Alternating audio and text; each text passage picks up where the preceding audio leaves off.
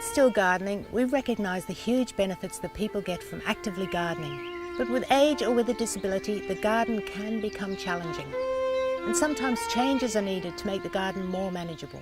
It has become challenging in as much as now that I'm getting older and I've got osteo, I find trying to lift things now very difficult.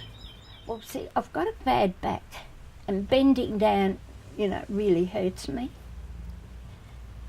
But sometimes I can do 15 minutes, then I lay down, I do another 15 minutes and lay down. I could probably be honest and say I'm pretty hopeless with the garden.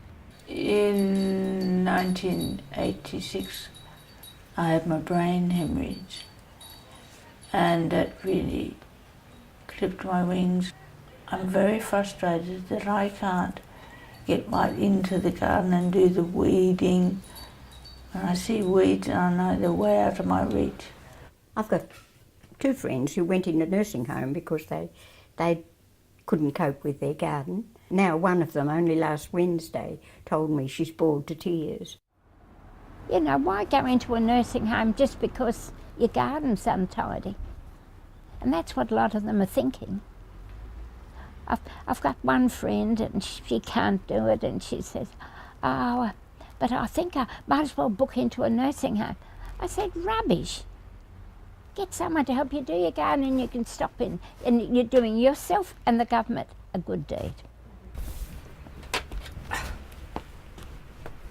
where my difficulty is, when I can't bend a knee. I have osteoporosis badly, and that affects all the joints in my body, so I can't get down to weed, I can't get up on things, climb up on things to prune. So having garden help is a great thing for me. Sometimes we can make gardening easier by making changes to the way we work in the garden. And sometimes we can make gardening easier by accessing an appropriate tool or piece of equipment, or by making physical changes in the garden. And sometimes making gardening easier is about getting physical and emotional support. And sometimes it's all of these things that will help make gardening easier and more enjoyable again. In the Hobart and Glenorchy council areas, Still Gardening has a limited garden conversions program.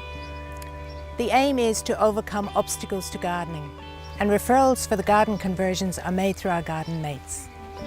In the beginning we had bark up there, and then after my husband died I thought, well, it's just so hard to keep trying to put bark on it because the bark's inclined to blow away all the time. And then with the garden mate people, they came out and they put the pebbles on, or up that side, and we did away with the bark. That cuts out a lot of work. Garden conversions are not garden makeovers. The aim is to assist the person to continue gardening. Clients for garden conversions are asked to contribute 30% to the cost of materials. Still Gardening also has a tools library where people can borrow tools, try them out before they go out and buy them themselves.